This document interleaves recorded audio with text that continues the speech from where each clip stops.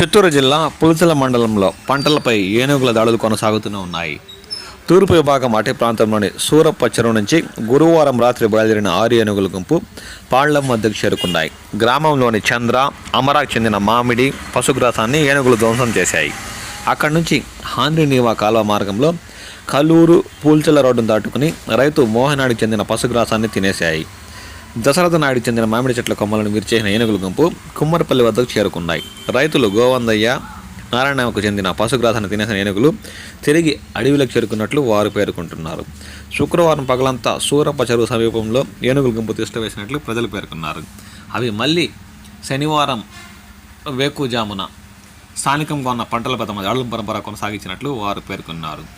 ఈ ఏనుగులు 6 ఒకచోట, ఒంటరి ఏనుగు మాత్రం పశ్చిమ అటవీ ప్రాంతమైన పెద్ద వంకపరిస ప్రాంతాల్లో తిష్టవేసినట్లు ఇప్పటికే స్థానికులు పేర్కొంటున్నారు. వీటిని దూర ప్రాంతాలకు తరమేస్తే తప్ప తమకు ఈ సమస్యలు తీరలేదని వారు ఆందోళన చెందుతున్నారు. ప్రతి ఒక్క రోజు ఏదో ఒక చోట పంటలపై పులిచెల మండలంలో గజదాడులు కొనసాగుతూనే ఉన్నాయని వారు తీవ్రంగా ఆవేదన చెందుతున్నారు.